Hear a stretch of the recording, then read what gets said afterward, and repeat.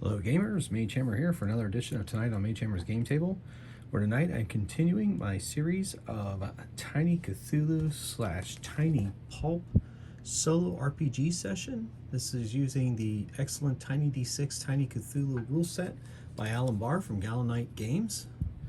And this is episode 7. Hopefully you've watched my previous episodes. If this is your first one, should be able to catch up pretty soon, but I say go back and watch the rest of them. They're all pretty self-contained though, for the most part, so wherever you start, you'll still get some enjoyment out of them, I hope. So I'm using a Tiny Cthulhu rule set, which is an excellent minimalist RPG system that I discovered several years ago. I love it so much, and it's good for any genre, really, and practically they have every genre published for it. And then I'm also using, as my main driver of the story, the side quest decks by Inkwell Ideas, Pulp Adventures. So this is basically a deck of cards. It has a scenario on it and a map on the back. Here are some of the scenarios that I've already done in the previous 6 episodes of this. And so they come with information on one side, map on the other. Just an excellent resource for solo RPGers. Frankly, it's also an excellent resource for face-to-face, person-to-person role-playing. So anyway, that's just a little preamble into the resource I'm going to be using tonight. Since this is episode 7, the heroes of the Intrepid Society, Dr. Alastair Wickham, Dr. Tessa Stewart, and Xander Chance, have advanced quite a bit. They each have an additional trait they saved up experience points for. And then this time around, they've been through two adventures since they upped their traits. So now they have 6 experience points each, and now they've spent those to put them back down to 0 experience points, but each one of them has given themselves 1 more hit point, because that's what they can spend 6 experience points on. Or they could save it up. 8 could be a new proficiency or weapon proficiency group. I mean, new master weapon or a new weapon proficiency group, or 10, they can save up for another trait. But since they just got new traits, they decided to get some extra hit points to help them survive a little longer as things get more and more brutal. In our last episode, the Intrepid Society traveled into the jungle to retrieve a crown. And I'm not going to give away too much at that point about that. I'd like you to go on and watch it yourself, because I think it's probably one of the better adventures that the Intrepid Society has gone on. So without further ado, let's get into tonight's adventure. I'm going to roll the dice and we're going to see where the Intrepid Society will be going tonight. And we're on 27. So each one of these Inkwell Ideas Pulp Adventure side quest decks, each card has a number on it. And I'm rolling them randomly for the night to see which one of these will be the one. Ooh. Okay. You know what? We're gonna re-roll, because that one is semi-similar to one that they just went on not too long ago. So let's do something a little bit different. We'll re-roll, because that would have been a little too close. That one may be down the road. Hopefully we roll it again at some point. Okay, so looking like we're at 14. Looking for 14 through the deck. I'll just take this opportunity while I'm looking for this to thank all the people that made comments in the comment section. Like I said, when I first started to do this, I figured, you know what, I'm gaming in my basement alone. I might as well try to share the experience out. And the reception I've received in the comment section has been exceptional. The likes on my videos, number of subscribers. I'm just so thankful to have such a great companions in this gaming endeavor that I have. Well, 14, apparently I did 14. I don't know why I'm not recording these. All right, so apparently I did 14 in one of my previous adventures. Not off to the greatest start here. Let's try again. All right, 13. All right, that's the way these dice tend to roll up my adventures, one right after the other. All right. All right, this one sounds interesting. Let me take a quick look at the deets, as the kids say. Or do the kids still say deets? Or have the old people taken that over? I don't know. Anyway, let me take a look at the deets, the details, and we shall see where that gets us. The long lost treasure.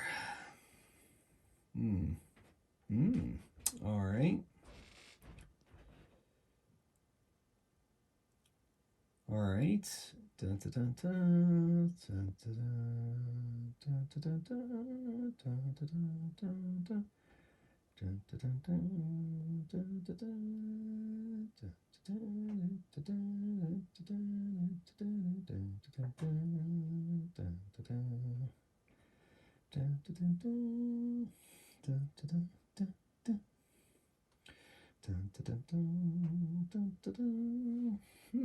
Okie dokie.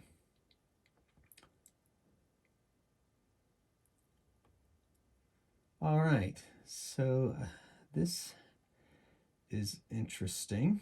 All right, having a little bit of trouble figuring out how to get the in for the Intrepid Society, so hopefully it'll just take me a few more seconds and I'll be able to get it.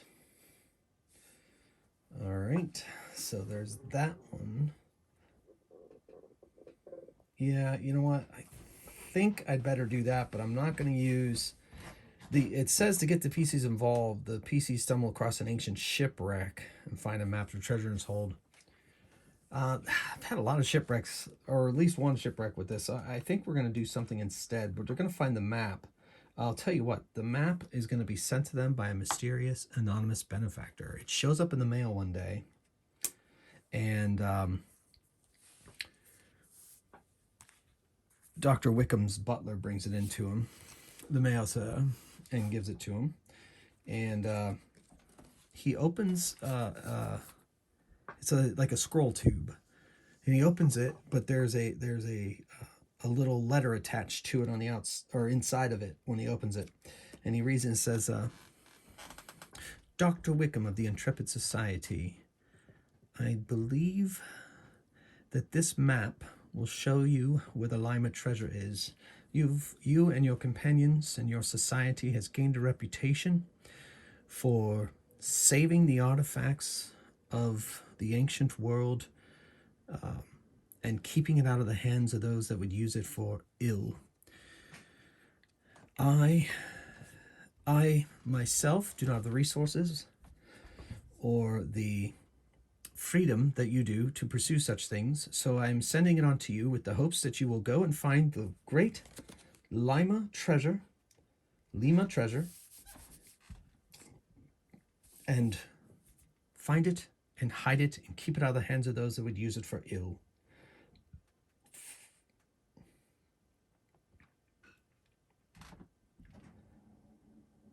And so, please, do what you can to either, and I believe that someone else has received a copy of this map before I believe that they made a copy. So I think you are now currently in a race against time. I would say you would have had a couple of weeks since the time I sent this letter. Hopefully you still have time to catch the people who are searching for the treasure. So please, make haste. So Dr. Wickham, with that mysterious letter, summons his protege, Xander Chance, and his former student, now business partner, Dr. Tessa Stewart, to his study and says, well, we've received a mysterious letter that seems to also contain a map of where the Lima treasure is, and apparently it is a copy of a map that another group has, and they are themselves searching for they're on their way to the treasure as we speak. The anonymous author of the letter wants us to go and get the treasure before the other group does, because he believes the group, or she, I suppose, has ill intentions with the massive treasure that's rumored to be. So, I believe this is a job for the Intrepid Society, and I say we leave immediately for the island indicated on this map. If I'm reading it right, it looks like that island. I think we have some time to get ready, maybe do a little research, and then we can then be on our way. My library should contain some lore on the Lima treasure. So as before, several of the adventures, Dr. Wickham and Dr. Stewart go and do some research. If they get successes on the educated checks, they have educated traits, so they make that test with advantage, which in this game means they roll 3 dice. Standard test are 2 dice, and disadvantage is 1 die. But they both were successful as they did their research.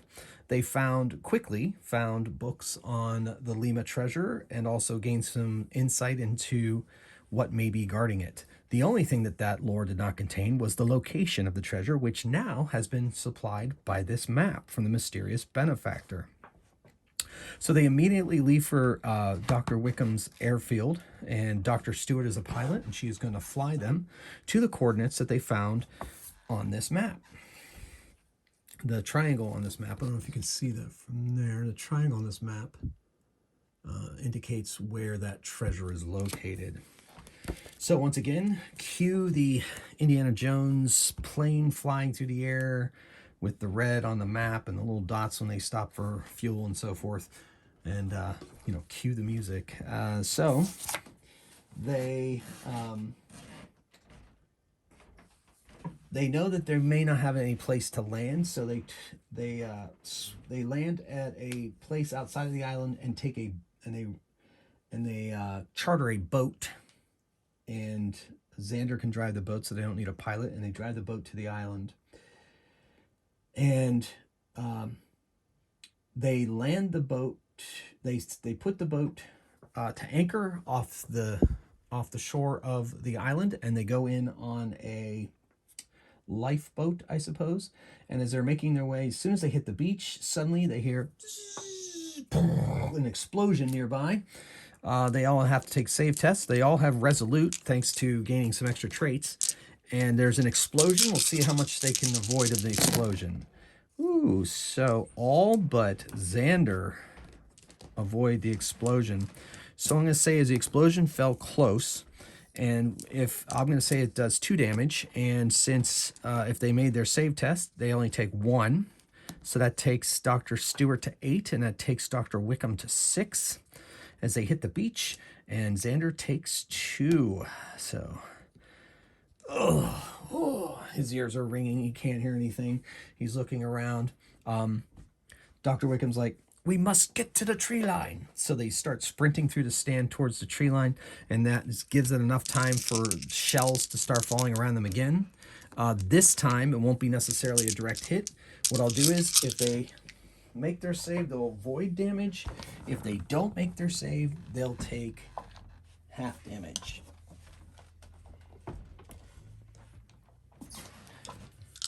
So, oh my goodness, dropping dice everywhere. Okay. Dr. Stewart failed, so she takes yet another point of damage. She's too close to one of the explosions, while Xander and Dr. Wickham managed to avoid the worst of it. And we're going to say 1 more set of shellings. So if they make their save test, they take no damage. If they fail it, they take 1. And Dr. Stewart takes yet another, as does Dr. Wickham, but Xander manages to save. So they make it to the tree line, but they are pretty shaken up. Apparently, whoever has that map is doing everything they can to stop anyone else from getting to the treasure. So they start running through the jungle as quickly as they can, and suddenly Xander says, wait a second. Do you hear that? Apparently I don't. What, do you hear something? Oh no, it's dogs barking. We're being tracked, says Wickham. Let's go, Xander says. He's got his machete and he starts chopping through the jungle, and they start running through the jungle, and they can hear the dogs now. All of them can hear the dogs without a test behind them, chasing, closing in. Whoever has the dogs is with them. So what I'm going to do is we're going to make this a chase. And the way I handle chases, in Tiny D6 is I give them Oh, they just make standard tests so that they have something that allows them to do it without it. And so Xander, because he is a trained, survivalist, he has survival trait, he's going to have advantage on this test. But Dr. Wickham and Dr. Stewart will be rolling standard tests as they make their way through the jungle. So I'm going to have, they need to make 3 successes to escape the pursuit, to outrun the men with the dogs. And then we'll go from there. So they need to make 3 successes before they have 3 failures. If any one of them fails a test, that's a failure for all of them. All right, so right now, Dr. Wickham and Dr. Stewart are not off to a very good start. However, Xander, of course, as expected, makes his test, so that's 1 failure. They need to make 3 successes before they make 3 failures. Now, Xander fails, but the other 2 don't. Xander is going to spend a grip point to remake that test. And he does. So they have 1 success and 1 failure. I'm going to track that over here on my pad. Success, fail, 1 and 1. All right, remember, they have to make 3 successes before they make 3 failures. All right, so Dr. Stewart and... So that's 2 failures. I'm not going to spend the points. So if they make those failures, they're going to be caught up to by the whoever is chasing them and the dogs. Oh my goodness. So they come to a small clearing in the jungle, just as through the trees, 3 men and 2 of them have 2 dogs. One of the men has a submachine gun, and the other 2 have pistols, and they have 2 dogs with them. And you're yelling at them in Spanish to halt. So they turn because they're pretty much caught, and they draw their weapons, and it is initiative. They're or Dr. Wickham's like, in Spanish, says, "Back off. We are here on a peaceful mission." And they say, "No, you know too much." So initiative is a standard test. If they roll a success, they go before the opponents. If they don't roll a successful test, they go after. And this is the night of failed tests, apparently, because that's quite a few tests failed. So Dr. Stewart is going before. Dr. Wickham is going after. So Dr. Stewart is going to take a shot at the guy with the submachine gun and then take cover. So take the evade action, essentially. So she fires off with her Mauser pistol, and she misses. Oh my goodness. And then she takes the evade action and hides, takes cover. And then the guy opens up with the submachine gun. The way I handle submachine guns in Tiny D6, there isn't quite a rule for it, so I made my own, is that they get 3 shots, each one with disadvantage. And each one counts as a success, but each attack is a disadvantage. All right, so the submachine gun chews up the terrain around Dr. Stewart, but she does not need to do evade. Going for cover helped her. Dr. Wickham, then the 2s with pistols, one shoots at Dr. Wickham, and he misses, and the other one shoots at Xander, and he misses. So looks like the failed tests are not just on the side of the heroes tonight. So now Dr. Wickham takes a shot with his Webley at the submachine gun guy and hits. And he's deciding whether to take the evade action or take a second shot.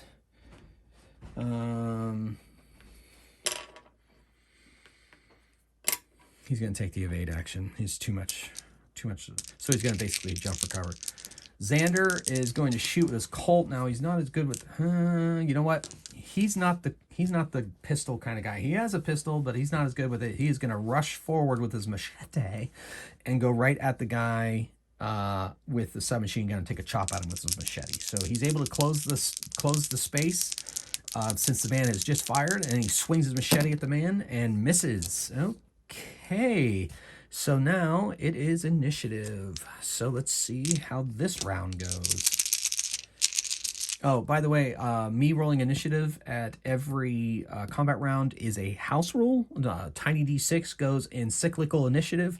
Once you roll initiative for the round, that's it. Whoever goes first, and it's cyclical. I prefer, especially with Pulp, to roll at the beginning of every round, kind of like old school gaming, just because I think it adds extra tension and tactics and so forth to the combat. And since this is a minimalist system, it really doesn't interfere with it really doesn't make combat that any more lengthy than it ought. So once again, Dr. Stewart goes first, and the gentlemen of the Intrepid Society go after the enemies. Okay, so one thing that Xander did by engaging the submachine gun guy is that he has limited him. So normally in Tiny D6, if you take a shot with a ranged weapon at close range, you have disadvantage. But with my submachine gun rules, every shot has disadvantage. So instead, I have it that you only get like one shot that is effective. So you basically roll one die for disadvantage, thus kind of maintaining the ranged disadvantage rule within my own home rule for submachine guns. The guys with the dogs unleash the dogs on this round. That's one of their actions. And then they lift their pistol and one takes a shot at Dr. Stewart, who currently still has the evade action going on. So he fires at Dr. Stewart and hits, maybe. And she does not evade, and she takes a point of damage. And then the dog is making a move action and then attacking Dr. Stewart. So this could be ugly. Oof! It hits her and does a point of damage. And it kind of bites at her. And then I'm going to have her make a save test to see if she keeps her feet. And she does. So the dog did not knock her down. So it kind of scrabbled off to the side, but it managed to bite her on its way through. Then the other guy unleashed his dog on Dr. Wickham, but then takes a shot. So takes a shot at Dr. Wickham, misses, and then the dog attacks Dr. Wickham and hits. Dr. Wickham has to make a save test to keep his feet. He does, but the dog has wounded him. So, I guess he gets the evade action on the dog attack, and it failed it anyway. All right, so now Xander is going to attack, or the submachine guy is going to take a shot at Xander and misses, and then Xander's going to chop at him with his machete and hits him. All right, and he's going to take another chop at him with his machete and misses. Holding on to the grip points. You never know where this adventure is going to go. I think they have quite a bit more to go. And then Dr. Wickham is going to... he's got to shoot the dog. Now, the dog's close range, so he has disadvantage, but since it's a pistol... that's another house rule I have. Pistols, if they're shot at close range, do not suffer the ranged disadvantage that rifles and other types like crossbows or bows suffer. So he fires off a pistol at the dog and takes the evade action for his second action. He can't afford to not do that. Okay, so now it's initiative again. Hopefully it goes a little bit better, because the Intrepid Society is getting beat up. All right, so they all go before the enemies this time. All right, so Dr. Stewart is going to fire her gun, unfortunately, at the poor dog and hits the dog. And she decides to take another shot at the dog because she can't afford to have, and she hits it and takes it down, kills the poor pup. She feels horrible, but that's what she has to do. Dr. Wickham, the same thing. He's going to fire at the dog and misses, and fire at the dog again and hits. But his dog is still active, just got winged.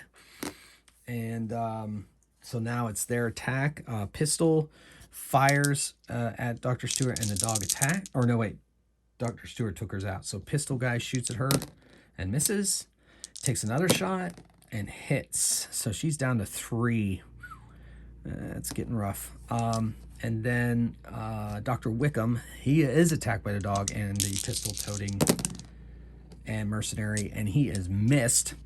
And then Xander is attacked by submachine gun guy, and he misses. All right, so that brings us to initiative. Desperate battle here in the jungle of this lost island. All right, so they all go before the enemy. They all got a success. I keep dropping dice. I know people suggested I get a dice tray, and I have dice trays.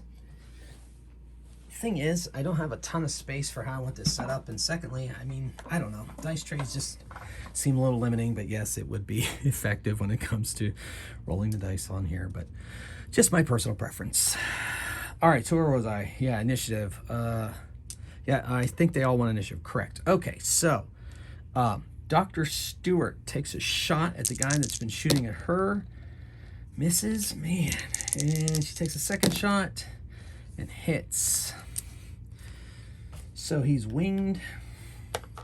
She didn't take the evade action. She probably should have spent grit points to save her hit points, but oh well. Xander takes a chop at the submachine gun guy and hits him. And he's just going to take a backswing with his machete. And of course he misses.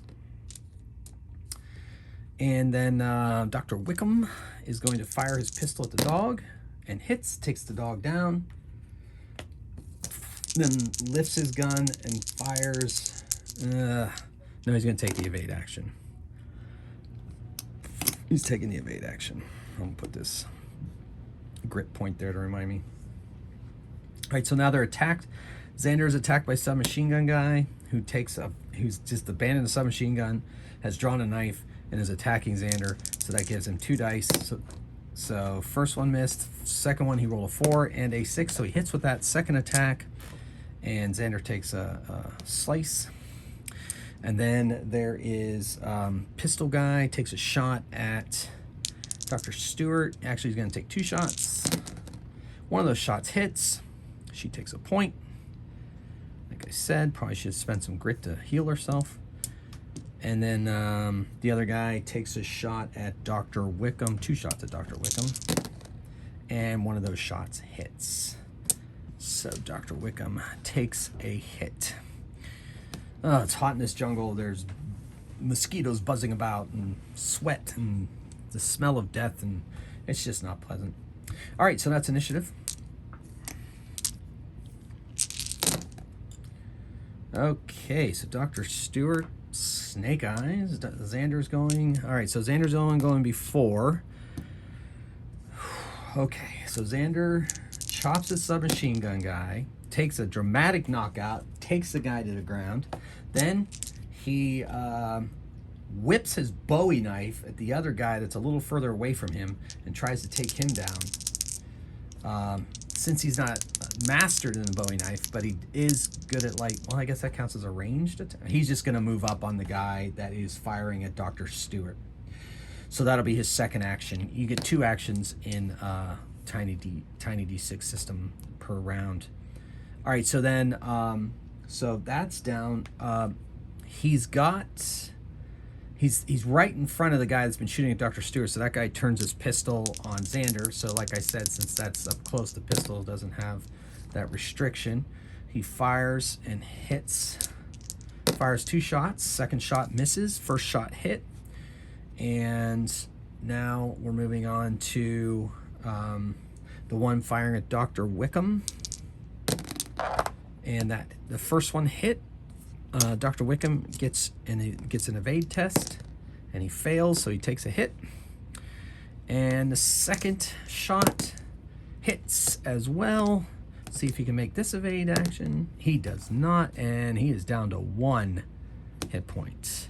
So they just hit the beach, and things are looking bleak. All right, so now she is going to spend 2 drip points to heal herself 1d3 hit points. That's 2, so she's back up to 4. Then she's going to take a shot at the one firing on Dr. Wickham, and she misses. All right. And then Dr. Wickham himself is also going to spend 2 grit points to heal himself, or, you know, second windish. He gains 3 back because he's got grit. And then he takes a shot at the guy that's been attacking him. He hits. And then it's initiative. Yes. Okay. So Dr. Wickham goes before, as does Xander, but Dr. Stewart, once again, not quite on her game tonight for this mission, and she goes after the opponents. There are the two of them left, and Xander attacks the one that was in front of him, and he hits, and he comes back with a backswing, hoping to take him down, and he does. Drops the mercenary. Then Dr. Wickham fires his pistol at the remaining, hits, takes a second shot, and hits, taking him down. Whew. Well, let's see if there's anything we can learn about these mercenaries. That was quite the struggle. Oh, are we sure there's no more here around? No, we're not sure. And somebody was manning some kind of guns, shelling the beach. But let's take a quick look, and then we can continue on following the map. So they rifle through their pockets, and they find some coinage that is from South America, but ultimately nothing much else. Probably mercenaries. Not sure exactly who the mastermind is or who's paying their bills, but I guess we'll find out as we go. Indeed, Xander. All right, let us continue, and let us be very careful. We are wounded. We are hot. We cannot afford to make any mistakes. We are far from home. You can say that again. All right. All right.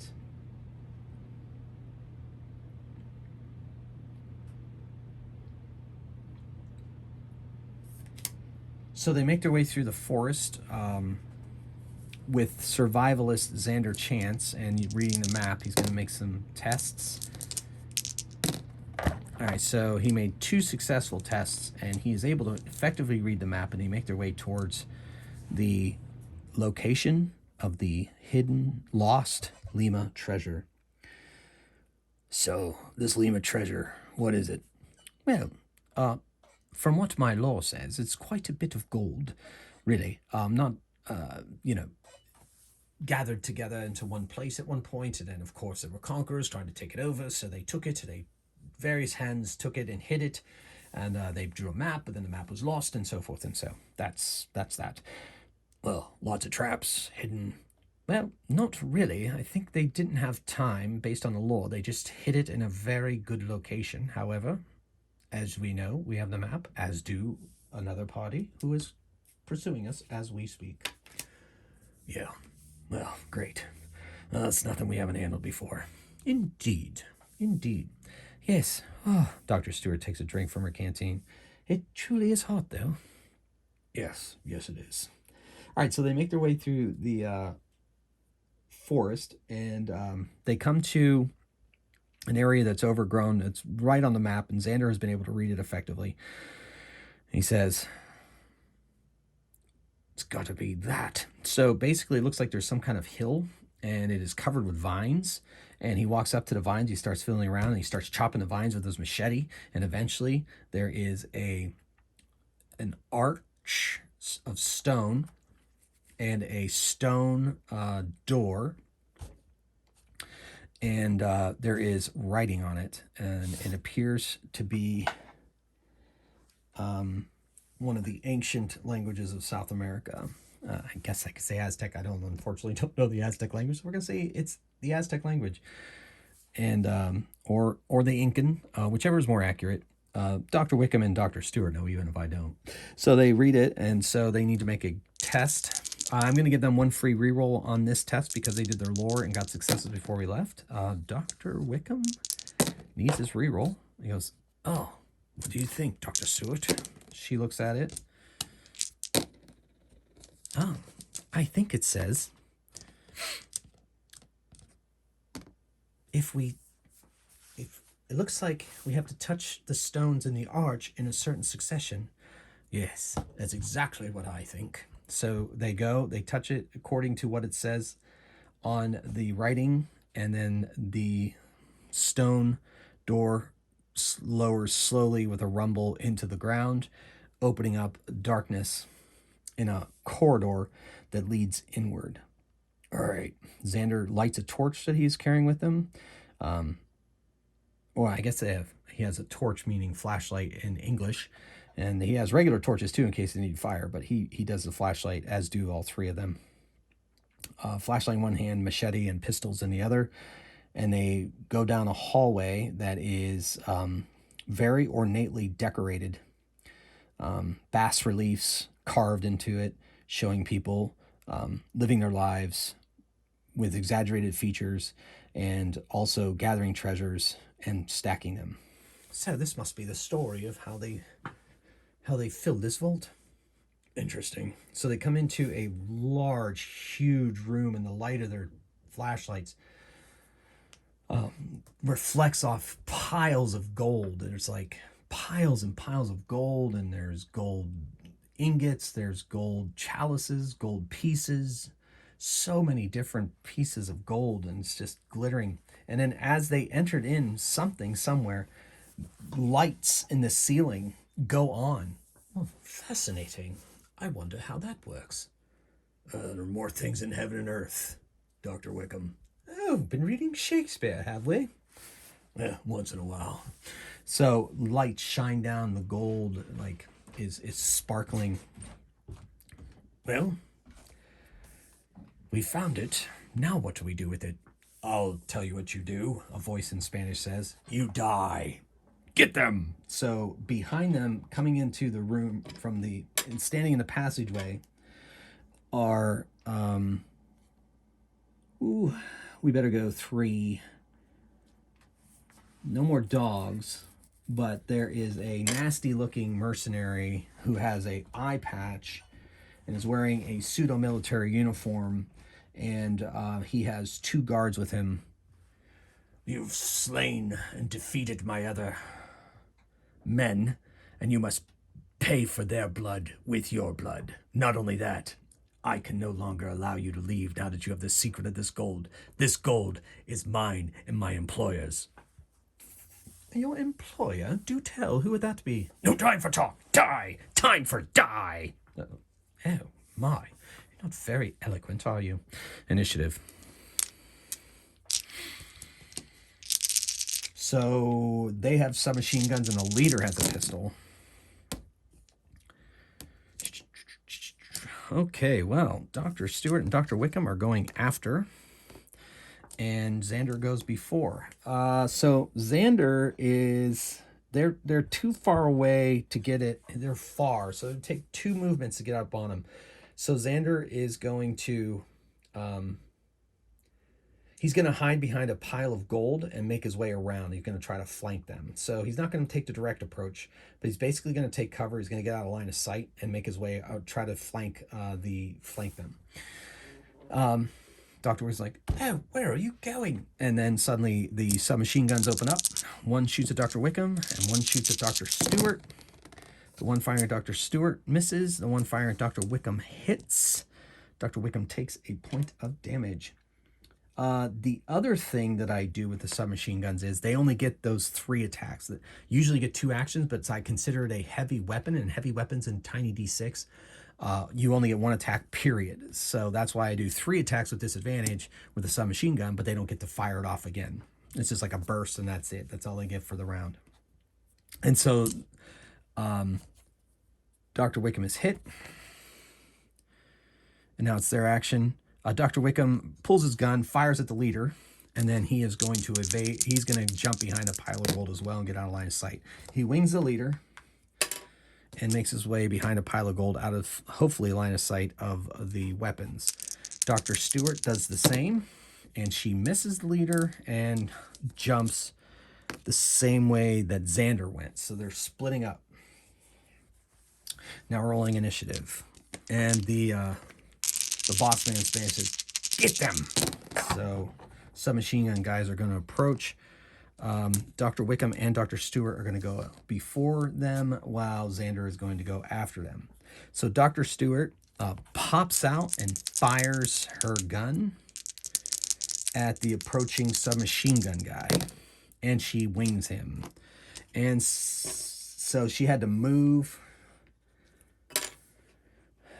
and fire, but I'm gonna give her cover. She didn't completely out. She's like kind of hiding behind the gold, so I'm going to consider that the evade action. Dr. Wickham is going to fire off at the guy heading his direction, and he hits him and does the same, going to take the evade action and hide behind a pile of gold. Xander is going after them. So these bone dice are going to go at Dr. Wickham, and my other ivory dice are going to go at Dr. Stewart. So, okay, so Dr. Stewart is missed, and Dr. Wickham is technically hit twice with that hit twice. Each one's a separate attack, so he gets to evade both of those, and he does evade one, but takes 1 point of damage. The bullet slams into the gold in front of him. Another one wings his shoulder. Oh, that smarts. All right, so now the boss man takes a shot at Dr. Wickham. 1-shot miss, 2-shot miss, and then stands there and takes the 2 shots. Xander makes his way around, and then he rushes out from behind a pile of gold at the leader and swings his machete at him and hits him.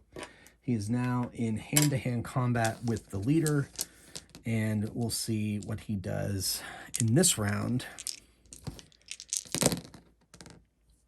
Xander goes before him, Dr. Stewart goes before, and Dr. Wickham goes after. So Xander is against the other guy. He takes 2 swipes at this guy. Hits. Backswing. And misses. You know what? He's going to use a grip point trying for a dramatic knockout. And he doesn't get it, but he does wound the leader man. The eye patch man, who's screaming at him in Spanish. I'm going to rip out your tongue. I'm going to rip your head off of your spine and drink from it. And so that also brings us now to, Dr. Wickham is going after. Dr. Stewart takes a shot at the guy heading her direction and misses and fires again and hits. And then he unleashes his submachine gun at her, and one of them gets through and hits her. Since she took 2 shots, she didn't have the evade action. And then the other one takes a shot at Dr. Wickham, and one of those hits him. He's in dire straits. Now he fires back at the one that has been shooting at him. He's going to spend his final grip point and hits the man. And then he's going to take a second shot, forget about evade, and he hits him and takes him down. The man drops into the pile of gold, and he goes down. Oops, bumped the camera. I do so apologize, audience. All right, so, gamers, audience, and somewhere, Dr. Wickham's die is on the floor. Gotta love it. All right, well, nope, there it is. It's not on the floor. It's right in front of me. Okay, all right, so... All right, so now we move into initiative. So we're down to the leader and one of his men. Xander goes at first. Dr. Stewart and Dr. Wickham go after. This could prove to be interesting. Here we go. Xander takes a chop at the leader. Misses. Gonna spend grit. Misses. Damn it. Darn it. Dang it. Sorry, I know this is a family channel. I do apologize. I think Dr. Wickham had 2 hit points. And he will take his second swipe, and man, misses. All right, so that man is able to evade easily, dancing around. He has pulled a sword himself, and he takes a swipe at Xander. He is mastered in the sword, and he hits. And he takes a backswing of his own and hits again. 2 quick cuts to Xander. In the meantime, I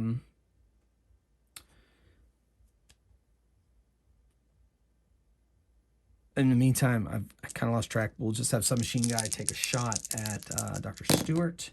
Hit. 1 hit. And then I'll just have them attack. So Dr. Wickham takes a shot at the Submachine Guy, misses, and takes another. He's going to evade He's going to take the evade action. So I'll put this here to remind me of the evade action. And Dr. Stewart's going to shoot at submachine guy, and she hits him. He goes down. Grunts in pain. He's down. It's just the leader left.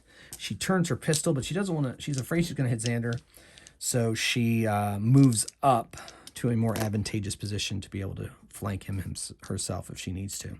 Now we're on to initiative. Xander's in a life or death struggle against the sword-wielding maniac. Looks like every one of them goes before the final boss. So Xander's about to swipe out his machete, and he says, "It can't be worth whatever this man's paying you. I will show you no quarter. I was a soldier. Continue to be so. Do your worst." Xander says, "Okay." And Xander hits him. Does a backswing. And misses. He ducks under the swing. And just as he does that, he stands up. Dr. Stewart shoots off her pistol. It's a dramatic knockout, but even though he's a leader, anyway, takes him down. The bullet hits the man in the head, and he goes down. I do hate taking human life. You did give him a chance, though, Xander. Well, now, it sounds like that's the last of them. What should we do with all this treasure? Dr. Wickham thinks, well, thing is, let's search their bodies. Well, this leader does have the map on him. The other thing is that whoever hired him probably also has a map. So, this is quite a bit of treasure. But as you know, both you and I, Dr. Stewart, come from wealthy families. We really don't need this money. We could give it somewhere, but people would just pursue it. I think, yes, I've got an idea. So what they do is he takes them, they search the jungle down near the beach until they find the cannons that they use to fire on them when they hit the beach. They take the cannons, Xander drags one of the cannons back towards the stone entryway, and he goes, "I know you two are rich, but seeing all that gold getting buried, yes, I think it's for the best." So Xander lines up the cannon with the entrance. They close the door. He lines up the cannon with the entrance, and he starts firing shells into it until it just devastates the entrance to the treasure room.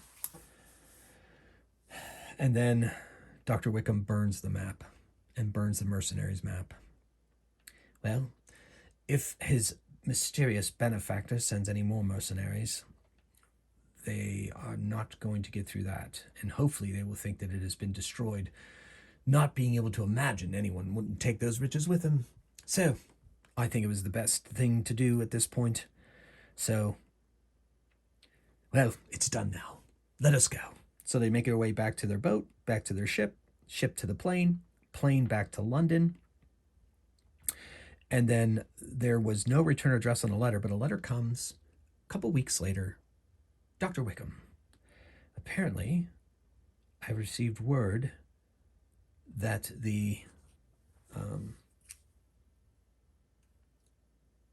that you have returned from your trip. I would like to thank you for undertaking it, and hopefully you've reached a resolution that will be beneficial to the world. I guess I shall stay vigilant until I can see what the outcome is. But until then, I think for now you have stemmed the plans of whoever it was that was seeking that treasure. Yours, Anonymous." Well, that's that, I suppose. Yeah, I think I'm going to be dreaming about that treasure at night, probably for years to come.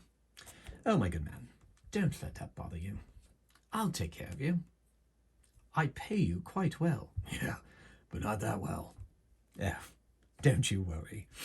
Just put it out of your mind.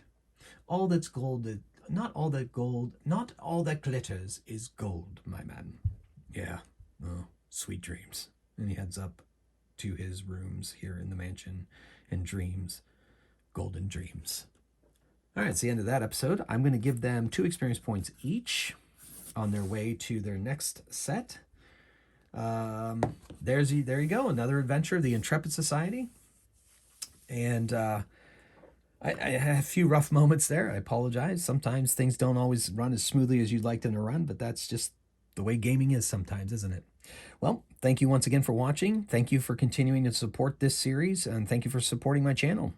So if you have any comments, you have anything you'd like to say in the comments, please do so. I love engaging with you guys in the comments, and it's always fun. It's always fun to play solo games, and I especially love Tiny D6, and I especially love Pulp RPGs, and I'm so glad I stumbled upon these side quest deck to help fuel my Pulp fun. All right, folks, until next time, keep on rolling dice and playing games. Thank you again. Magehammer out.